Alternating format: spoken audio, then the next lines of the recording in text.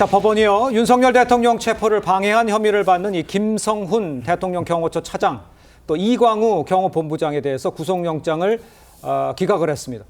앞서 경찰은요, 김 차장과 이 본부장에 대해서 각각 3차례, 2차례 구속영장을 신청을 했었는데 검찰이 보안 수사를 이유로 모두 반려를 하자 서울 고검 영장심의위에 요청을 해서 4번째 시도 만에 영장이 청구는 됐지만 법원이 또 기각한 겁니다.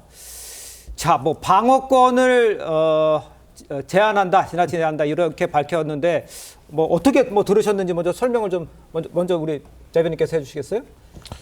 근데 사실 윤 대통령을 체포할 때 거의 군사작전 하듯이 이루어졌지 않습니까? 네. 뭐 세기의 무슨 작전인 것처럼 했었고, 경호처는 마치 이제 적군처럼 다뤘습니다. 군사작전이니까 이제 적군 취급을 한 거예요. 그러면서 확인되지 않은 뭐 총기를 뭐 사용하라는 지시가 있었다. 예. 윤 대통령이 뭐 차를 타고 어디로 도주했다. 이런 얘기까지 야당 의원들이 막 했었습니다. 네. 근데 모두 사실이 아니었죠. 그리고 결국은 서울중앙지방법원이 공수처에 내란죄 수사권이 있는지 불명확하다라는 결론에까지 지금 도달을 했습니다.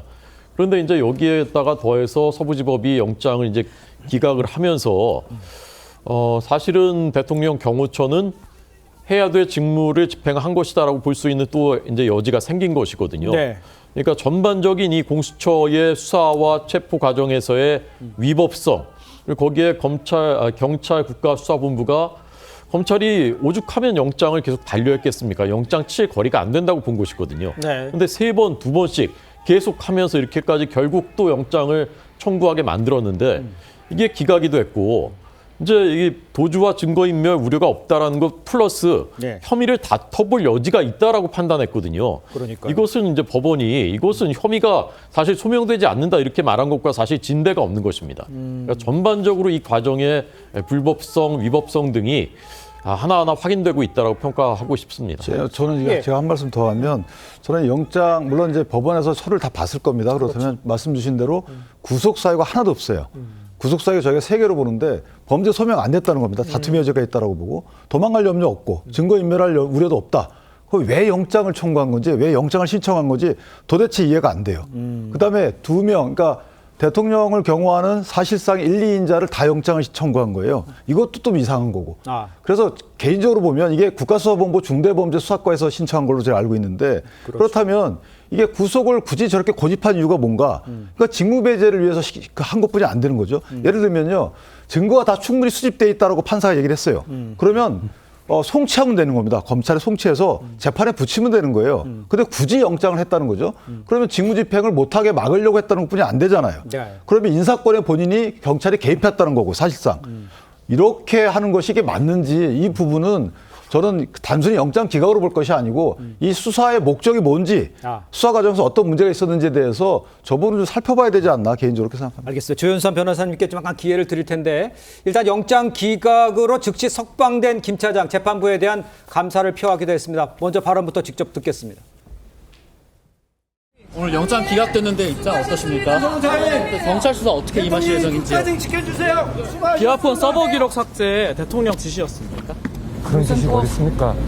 재판부의 현명한 판단에 감사드리고 향후 어떠한 사법 절차도 충실히 따르겠습니다.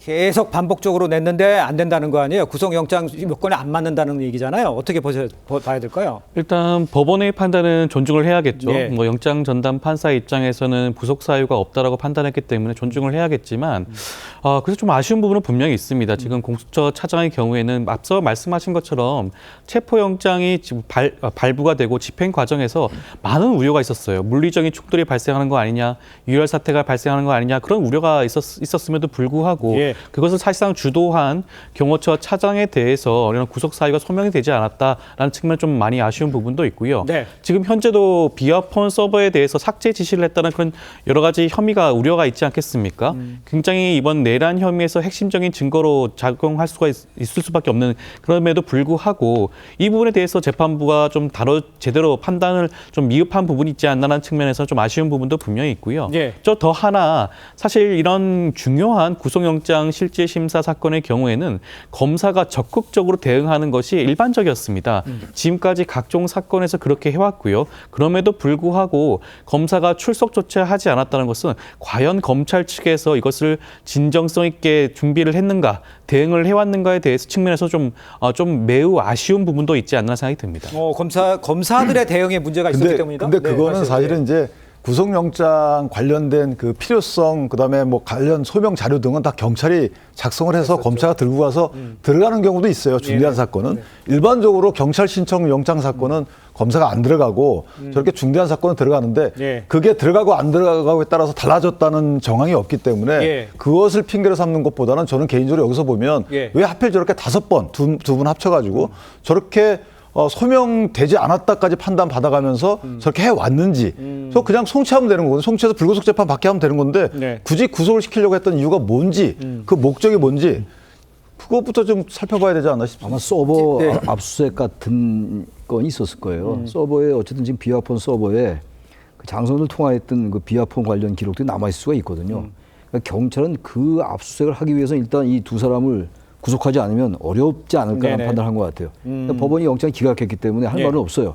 당연히 존중돼야 되는 것인데 아무튼 이 사람들은 지금 무슨 군사 작전하듯이 했다 이런 것보다도 적대시 했다는 것보다 일단은 법원이 적법하게 발부한 체포영장의 집행을 방해했거든요. 예. 그러니까 당연히 이제 그 경찰은 구속을 원했겠죠. 서버 압수수색 관련도 있고 비화폰 기록 때문에. 네네. 근데 어쨌든 기각이 됐으니까 무리한 수사란 비판을 받아 할 말은 없게 됐으나 네. 어쨌든 이번 두 사람 말이죠. 본부장하고 이 김성훈 차장. 예, 예. 이 사람들은 아무튼 정당한 체포영장 집행을 방해한 그 분명히 혐의는 있는 거죠.